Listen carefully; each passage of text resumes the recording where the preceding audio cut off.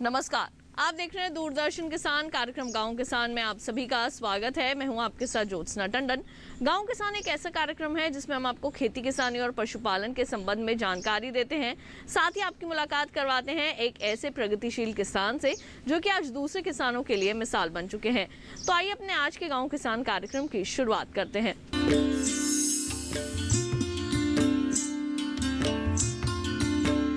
आइए कार्यक्रम की शुरुआत करते हैं हमारे पहले सेगमेंट खेती किसानी से।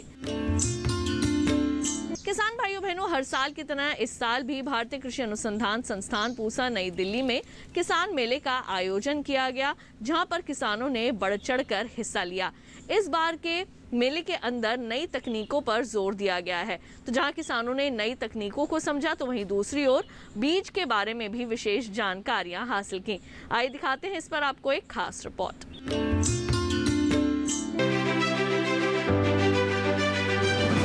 खेती की नवीन जानकारियों को अपने में समेटे कृषि मेले का हर किसान को बेसब्री से इंतजार होता है। इस मेले में जहां किसान नई जानकारियां लेते हैं, वहीं युवा उद्यमियों को एक मंच मिलता है जहां से वो अपने उत्पाद का प्रचार प्रसार कर सके। केंद्रीय कृषि एवं किसान कल्याण मंत्री नरेंद्र सिंह तोमर के मार्गदर्शन में भारतीय कृषि अनुसंधान संस्थान द्वारा 3 दिवसीय पूसा कृषि विज्ञान मेले का आयोजन किया गया। इस मेले में देश के विभिन्न भागों से हजारों प्रगतिशील किसान, महिला उद्यमी व स्टार्टअप्स शामिल हुए हैं। इस बार मेले का मुख्य विषय तकनीकी ज्ञान से आत्मनिर्भर किसान रहा। मेले का उद्घाटन करने आए केंद्रीय कृषि एवं किसान कल्याण राज्य मंत्री कैलाश चौधरी से बात की हमारी संवाददाता अंजू सिंह ने। केंद्रीय कृषि एवं किसान कल्याण राज्य मंत्री कैलाश चौधरी जी हमारे साथ मौजूद हैं। किसान मेले का उद्घाटन हो चुका है और किसानों का इसे कुंभ कहा जाए तो गलत नहीं होगा। आइए जानते हैं क्या विशेष है इसमें और सरकार की तरफ से इस मेले में और क्या कुछ नया किया जा रहा है। सर, अभी आपने उद्घाटन किया इसका और अभी किसानों को संबोधित भी किया। आपका दर्द ये दिखा कि सरकार ने इतनी सारी योजनाएं बनाई किसानों के लिए, इतना बजट रखा, लेकिन किसान वहाँ तक पहुँच नहीं पा रहे। क्या कहना चाहेंगे? ऐसा है कि पूसा के अंदर जो ये मेले का आयोजन होता है, इस मेले का बहुत बड़ा महत्व है और किसानों को इस मेले का इंतज़ार रहता है और किसान इस मेले के अंदर बढ़ चढ़ कर आते हैं और यहाँ पर जो सरकार की योजना है उसको भी समझते हैं और जो ICAR के द्वारा या जो हमारे इंस्टीट्यूट है उनके द्वारा जो रिसर्च किया जाता है, उस रिसर्च की नई वेराइटियाँ भी यहाँ पर आती है और उस वेराइटी की फसल बीज है उसको ले जाकर अपने खेत के अंदर प्रयोग करता है। और यहाँ पर हमारे जो स्टार्टअप हैं वो भी कई तरह जो स्टार्टअप है यहाँ पर अपने आप आकर स्टॉल लगाते हैं और साथ ही जो हाईटेक जो खेती है उसके भी प्रदर्शनी की लगाई जाती है। तो इसको देखकर वो अपने किसान अपने खुद के खेत में जाकर करता है और उसी से किसान की जो आज जैसा कि उत्कृष्ट किसान के अवार्ड भी दिए जाते हैं। तो ये सारी यहाँ पर जब उस मेले के अंदर देखते हैं और तो उसी से वो सीख कर जाते हैं और वहाँ जाकर करते हैं। तो इस मेले का निश्चित रूप से पूरा एक अलग ही महत्व है और पूरे देश का ये मेला है। तो इसके अंदर आज किसानों के चेहरों पर भी खुशियाँ, यहाँ पर सब आए, देखा है उन्होंने और सबने ये कहा कि ये मेला है वो एक साल में एक बार नहीं 2 बार होना चाहिए। तो इस तरह से किसानों को इस मेले से बहुत लाभ मिलता है। जी, बिल्कुल। मकसद ये भी है कि जो योजनाएं हैं सरकार की उसे किसानों तक पहुंचाया जा सके, एक मंच है। सर, एक चीज़ आपसे ये भी जानना चाहेंगे कि हम नई तकनीक की बात कर रहे हैं, तकनीकी ज्ञान से कैसे हमारे किसान आत्मनिर्भर बन सकते हैं। तो तकनीक में आज हमने देखा मेले में कि ड्रोन का काफ़ी यहाँ पर प्रदर्शन हो रहा है और किसानों की सबसे ज़्यादा भीड़ भी उसी स्टॉल पर देखी। आज ड्रोन की स्वीकृति देना एक बहुत बड़ा कदम है।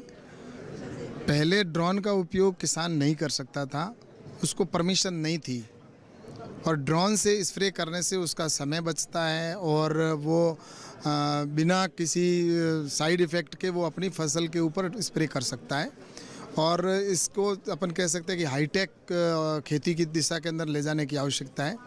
तो इसको लेकर ड्रोन की परमिशन मिलना, ये मैं धन्यवाद दूंगा प्रधानमंत्री माननीय नरेंद्र मोदी जी को कि उन्होंने ड्रोन की स्वीकृति दी और आज किसान है वो ड्रोन का उपयोग कर सकता है।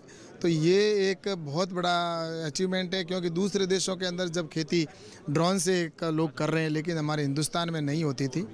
तो ये मैं कह सकता हूँ कि अब आने वाले कल में हमारे देश के किसान को भी हम हाईटेक किसान कह सकते हैं और कहेंगे। और इसके लिए जैसा चाहे वो आज पॉली हाउस है, ग्रीन हाउस है या इसके साथ ही जो और भी कई तरह की जो खेती आज कर रहे हैं, हाइड्रोपोनिक्स वगैरह खेती है, तो वो भी गांव में किसान करने लग गया है। तो इससे मुझे लगता है कि आज नई तकनीकी के ऊपर नई हमारे मशीनरीज हैं उसकी भी नई हमारे साइंटिस्टों ने इजाद की है। तो वो किसान अपने खेत के अंदर नई टेक्नोलॉजी का उपयोग करेंगे तो समय का भी बचत होगी और निश्चित रूप से उसके उत्पादन में भी वृद्धि होगी। इस सारी दृष्टि से भारत सरकार लगातार प्रयास कर रही है। बिल्कुल, उत्पादन की बात आपने कही है और आपने नई तकनीक की बात कही। हम ये भी देख रहे हैं कि नई जो वैरायटी है, जैसे धान की वैरायटी का भी आपने जिक्र किया, और किसान जो यहाँ पर बीज खरीदने आ रहे हैं उन्हें एक सैंपल की तरह भी कहा जा सकता है कि उन्हें दिया जा रहा है। उसके बारे में क्या बताएंगे? ऐसा है कि पूसा के अंदर जो साइंटिस्ट रिसर्च करता है उसके अंदर जो साल के अंत में या साल के अंदर जो नई वैरायटी आती है, जिसमें आज चाहे वो कोई भी वैरायटी हो, तो उस वैरायटी को किसान तक पहुंचाना बहुत महत्वपूर्ण होता है। क्योंकि अगर लैब के अंदर अगर कोई रिसर्च रह जाता है तो उसका कोई महत्व नहीं रहता है। तो रिसर्च जब तक लैंड तक नहीं पहुंचता है तो उसके लिए भारत सरकार प्रयास करती है। और ये सिर्फ इस एक मेले के अंदर ही नहीं, अन्य जो संस्थाएं हैं हमारी, वहाँ पर भी हम किसानों को जो नई वैरायटी का सीड होता है और उच्च गुणवत्ता वाला या जो हाई क्वालिटी हो उसको देने का काम सरकार की तरफ से किया जाता है। सभी इंस्टीट्यूटों पे किया जा रहा है और समय समय पर किया है, और उसी की वजह से आज किसानों के जो उत्पादन में वृद्धि हुई है। वहीं मेले के प्रमुख आकर्षण की बात करें तो इसमें स्मार्ट या डिजिटल कृषि, जैविक व प्राकृतिक खेती, संरक्षित खेती, हाइड्रोपोनिक, एरोपोनिक, वर्टिकल खेती शामिल है। विभिन्न स्टॉल्स पर किसान व युवा जानकारी लेकर अपने सुनहरे भविष्य की नींव रखने के सपने को सच कर रहे हैं। तो अभी आपने देखा सेगमेंट खेती किसानी। कार्यक्रम गांव किसान में वक्त हो चला है एक छोटे से ब्रेक का। जल्द लौटेंगे वापस कुछ अन्य जानकारियों के साथ। आप देखते रहिए दूरदर्शन किसान।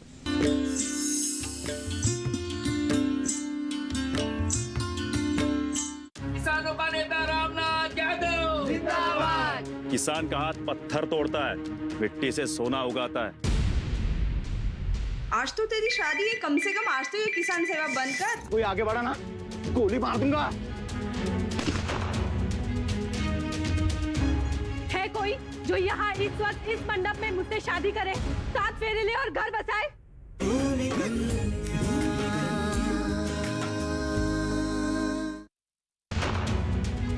भूमि कन्या, सोमवार से शुक्रवार रात 8 बजे सिर्फ डीडी किसान पर।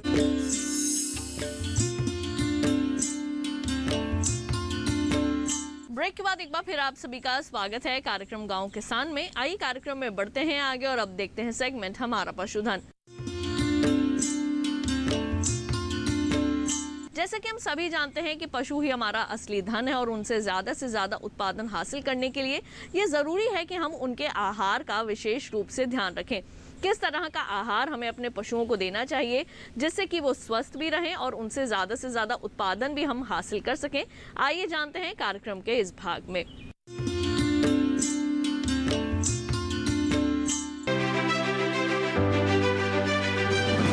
दुधारू पशुओं से बेहतर उत्पादन लेने और इनका स्वास्थ्य सुनिश्चित करने के लिए संतुलित आहार बेहद जरूरी है। संतुलित आहार उस भोजन सामग्री को कहते हैं जो किसी पशु की 24 घंटे की शारीरिक जरूरतों की पूर्ति करता है। संतुलित आहार में कार्बन, वसा और प्रोटीन जैसे तत्व मौजूद होते हैं, जिससे पशु की कार्य क्षमता निर्धारित होती है। हमारे देश में वैसे तो गाय पालन को घाटे का सौदा माना जाता है, लेकिन आहार पर विशेष ध्यान दिया जाए तो इस घाटे को मुनाफे में बदला जा सकता है। गाय से अच्छा दूध उत्पादन मिलता रहे, ये इस बात पर भी निर्भर करता है कि हम पशु को कैसा आहार दे रहे हैं, क्योंकि संतुलित आहार का पशु के शारीरिक विकास पर सीधा असर पड़ता है। यदि आहार में पोषण की कमी है तो दूध उत्पादन में भी कमी होने लगती है। कभी कभी इसका असर पशु की प्रजनन क्षमता पर भी पड़ने लगता है। इसीलिए ये जरूरी हो जाता है कुछ बातों का खास ख्याल रखा जाए, जैसे हरे चारे की उपलब्धता कम होने पर सूखा चारा दे, चारा कम होने पर पशु को संपूरक आहार दे। संपूरक आहार में सरसों, बिनौला, सूरजमुखी की खल शामिल करें। संभव हो तो मक्का या जौ का मोटा आटा शामिल करें। अनाज के मोटे आटे को पशु आसानी से पचा सकता है। दाने में खनिज लवण की सामान्य मात्रा मिलाए। समय समय पर ताज़ा पानी देते रहे।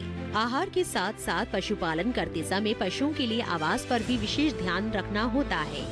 आवास की संरचना ऐसी हो कि गोबर मूत्र व नालियों का पानी आसानी से बाहर निकल सके। गौशाला साफ सुथरे वातावरण में बनानी चाहिए। प्रदूषित वातावरण पशुओं के स्वास्थ्य पर विपरीत असर डालता है, जिससे दुग्ध उत्पादन में कमी हो सकती है। गर्मी के मौसम में जहां तक संभव हो रात के समय पशुओं को खुले बाड़े में रखें, जिससे वो सहज महसूस कर सके। इन सब बातों के साथ ही पशुपालकों को चाहिए कि पशु का स्वास्थ्य सुनिश्चित किया जाए, क्योंकि स्वस्थ पशु से ही गुणवत्तापूर्ण दूध की कामना की जा सकती है। इसीलिए जरूरी है कि पशु को बीमारियों से बचाव के लिए पेट के कीड़े की दवा, खुरपका, मुंह पका, गला घोटू का टीका समय पर लगवाए। साथ ही रोग के लक्षण की पहचान कर तुरंत इलाज कराए। इस कदम में सरकार पशुपालकों के साथ है। पशुओं में खुरपका, मुंह पका रोग और ब्रुसेलोसिस के लिए राष्ट्रीय पशु रोग नियंत्रण कार्यक्रम के तहत देश भर में मुफ्त टीकाकरण किया जाता है, ताकि टीकाकरण के द्वारा 2025 तक एफएमडी का नियंत्रण और 2030 तक इसका उन्मूलन किया जा सके। किसान या पशुपालन इन छोटी छोटी बातों को अपनाकर न सिर्फ पशुओं के सही विकास में मददगार साबित होंगे, बल्कि इनसे अच्छा खासा मुनाफा भी कमा सकेंगे।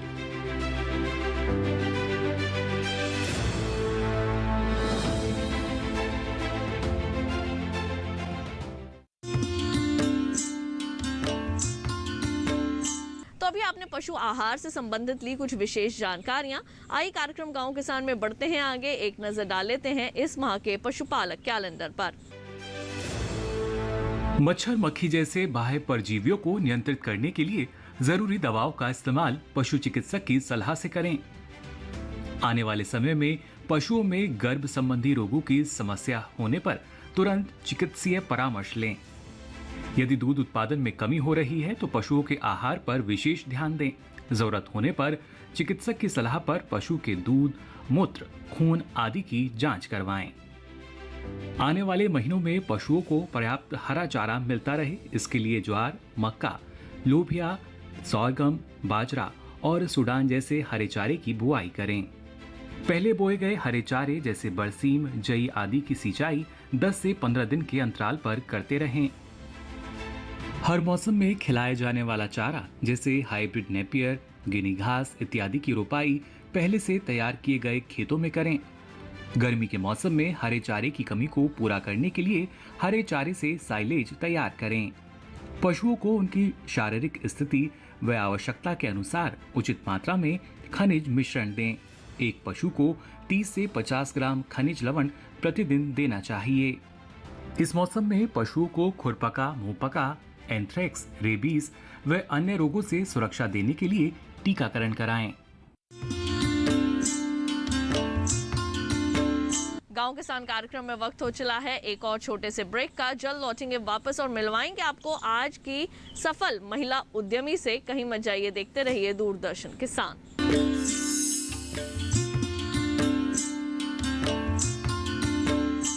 मैं हूँ श्रुति पनवर और हमारे साथ है किसान मित्र फेमस लाल और साथ में डिजिटल दीदी, और हम लोग किसान बहन भाइयों के लिए लेकर आ रहे हैं छटाक भर खुशी में। इसमें बात होगी कृषि के बारे में और मुलाकात होगी ज्ञान, विज्ञान और कला के क्षेत्र में मशहूर हस्तियों से, और कराएंगे आपको भारत के खूबसूरत जगहों की सैर, और उठेगी यहाँ गीत संगीत की लहर, क्योंकि सबके लिए है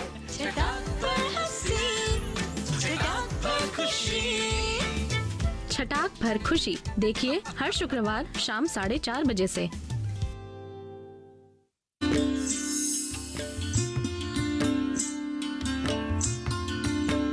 ब्रेक के बाद एक बार फिर आप सभी का स्वागत है कार्यक्रम गांव किसान में। आई कार्यक्रम में बढ़ते हैं आगे और अब देखते हैं सेगमेंट कामयाब किसान की दास्तां। मिलेट्स, जिन्हें मोटा अनाज भी कहा जाता है, अगर हम उसे अपने आहार में शामिल कर लें तो निश्चित रूप से हम अपने स्वास्थ्य को बेहतर बना सकते हैं। लेकिन मोटे अनाज में स्वाद ना होने के कारण हमने उससे एक दूरी बना ली है। लेकिन आज के युवाओं ने इसका भी तोड़ निकाल लिया है। आइए आज आपकी मुलाकात करवाते हैं एक ऐसी ही सफल महिला उद्यमी से और जानते हैं किस तरह से उन्होंने मोटे अनाज यानी कि मिलेट्स को बना दिया है स्वादिष्ट, और कैसे वो हम अपने आहार में शामिल करके अपने स्वास्थ्य को बेहतर बना सकते हैं।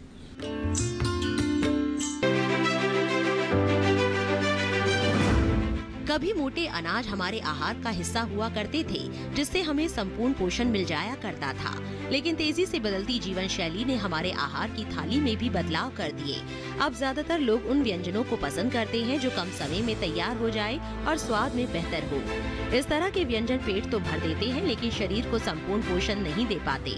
नतीजतन हम बीमारियों का शिकार होने लगते हैं। इन सभी समस्याओं का एक समाधान है और वो है कदन्न को भोजन में कहीं न कहीं शामिल करना। हालांकि ये थोड़ा मुश्किल है, क्योंकि मोटे अनाजों से व्यंजन बनाना और वो भी स्वाद से भरे थोड़ा कठिन है। हालांकि हमारे देश के युवा इसका समाधान निकालने में प्रयासरत है। इसे जानने के लिए हम मिले शुभांगी से, जो मिलेट्स पर काम कर रही है। उनकी छोटी सी कंपनी गोल्डन मिलेट्स कई तरह के उत्पाद बना रही है जो मोटे अनाजों से बनाए जाते हैं। कैसे और क्यों आया शुभांगी को ये ख्याल, आइए उन्हीं से जानते हैं। मेरी एक सोच है कि हम लोग आज के टाइम पे इतना स्किल डेवलप हो रहा है मगर जॉब्स नहीं है, तो जॉब्स क्रिएटर बनना बहुत इम्पॉर्टेंट है। एंड दैट इज़ वाई मैं एज अ यूथ बहुत ज़्यादा पॉजिटिव थी कि मैं अगर कुछ नया करना चाहती हूँ और नए लोगों को एक मौका देना चाहती हूँ। एंड यही नहीं है, एक ऐसा प्रोडक्ट कुछ बनाऊँ जो कि बहुत ही इनोवेटिव हो। आज के टाइम के लिए अगर हम देखें कि एक इनोवेटिव वर्ल्ड आ गया है जो हेल्दी है एंड बहुत ज़्यादा कॉन्शियस है, तो उस केस के अंदर सबसे ज़्यादा जो महत्व रखता है वो ये है कि आपका जो भी आपका खान पान है वो बहुत इम्पॉर्टेंट हो। तो मेरे जो बेसिक फंडास थे वो ये थे कि मेरे पास एक तो जॉब सीकिंग जो लोग आए मैं उन्हें जॉब दे सकूं, दूसरा मैं स्किल आगे डेवलप कर सकूं, प्लस एक फार्मर्स जो हैं उनको मैं एक अपॉर्चुनिटी दे सकूं, क्योंकि जितने भी मिलेट्स हैं वो सारे के सारे रिवाइव होने बहुत ज़रूरी है। हमारे पुराने टाइम पे यही खाए जाते थे एंड बहुत हेल्दी होते हैं। किसी को कोई लाइफस्टाइल डिजीज़ नहीं थी, ना डायबिटीज़ था, ना ही बीपी था, कोई दिक्कतें नहीं थी। मगर आज के टाइम पे हम लोग सब ये भूल चुके हैं। हमें एक नया, हम लोग जैसे मैं ही हूँ, मैं कितने लोगों से पूछती हूँ कि आपको आप हेल्दी खाया करो, वो बोलते हैं जी ऑल्टरनेटिव नहीं है कि जी क्या खाएं। मैं बोलती हूँ कोई बात नहीं। व्हेन आई थॉट कि मैंने सोचा कि कैसे ये क्यों बोलते हैं कि ऑल्टरनेटिव नहीं है, कुछ ऐसा होना चाहिए जो alternative they.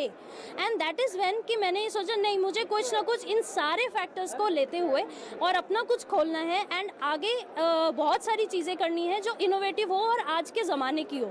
And that is when मैंने अपना ब्रांड जो खोला है उसका जो USP है वो भी यही है, एंशिएंट ग्रेन्स जो आज के ज़माने के लिए हो। इसलिए मैं नूडल्स बना रही हूँ, बाजरा, ज्वार, पोहा, ज्वार, बाजरा, रागी, ऐसे बहुत सारे मिलेट्स होते हैं, इनके सबके पोहा, नूडल्स, आटा, दलिया, मतलब स्मूदी, केक मिक्सेस, ऐसे कोई प्रोडक्ट नहीं है जो आप हेल्दी नहीं खा सकते हो। और स्वाद होना चाहिए and everything should be very tasty. अगर हेल्थ है तो टेस्ट भी होनी चाहिए and that is our mantra. Golden Millets यही कहता है कि आप हेल्दी खाओ, ऑल्टरनेटिव है, बस आपको एक ज़ील होनी चाहिए कि आपको खाना है। प्लस बहुत ज़्यादा एक डिजिटल प्लेटफॉर्म पे एंड एक लोकली ट्रेडिशनल वे पे बहुत कम चीज़ें मिलती हैं। आप किराने पे जाओगे चीज़ें नहीं मिलेंगी, मगर हमें अगर डिमांड करते हो तो हर कोई बोलेगा नहीं यार तुम कोडो का रखते क्यों नहीं हो, तुम ये क्यों नहीं रखते हो, तुम वो क्यों नहीं रखते हो। तो डिमांड तभी बढ़ेगी जब लोग आगे बढ़ेंगे, जब आपकी सोच बदलेगी। तो आज के नए सोच के लिए हमने नए प्रोडक्ट्स बनाए हैं एंड दैट इज़ व्हाट आज के मार्केट के लिए है। युवा वर्ग स्टार्टअप से जुड़कर मोटे अनाजों से कई तरह के फास्ट फूड तैयार कर रहे हैं, जिनमें नूडल्स, पास्ता, कुकीज, पोहा, दलिया, नमकीन, पापड़, लड्डू जैसी उत्पाद शामिल है। युवाओं के इस कदम से बाजार में मोटे अनाजों की मांग बढ़ेगी, जिससे उन किसानों को फायदा होगा जो मोटे अनाज की खेती करते हैं। इस अभिनव पहल में सरकार भी कदन्न के प्रति लोगों में जागरूकता लाने की कोशिश कर रही है, जिससे मोटे अनाजों की उपज का दायरा भी बढ़ेगा और किसानों को मुनाफा भी मिलेगा।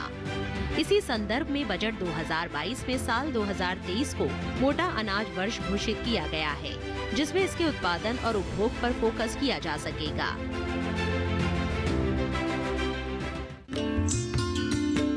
तो अभी आपने मुलाकात की हमारी आज की सफल महिला उद्यमी से। इसके साथ ही हम उम्मीद करेंगे कि आज के कार्यक्रम में दी गई जानकारियां आप सभी के जरूर काम आएंगी। हमारे इस कार्यक्रम को दोबारा देखने के लिए टीवी स्क्रीन पर दिखाए जा रहे QR कोड को आप स्कैन कर सकते हैं या फिर दूरदर्शन किसान के YouTube चैनल पर भी जाकर गाँव किसान कार्यक्रम के पहले के प्रसारित एपिसोड्स आसानी से देख सकते हैं। तो आज के लिए केवल इतना ही, मुझे दीजिए इजाजत। आप देखते रहिए दूरदर्शन किसान। नमस्कार।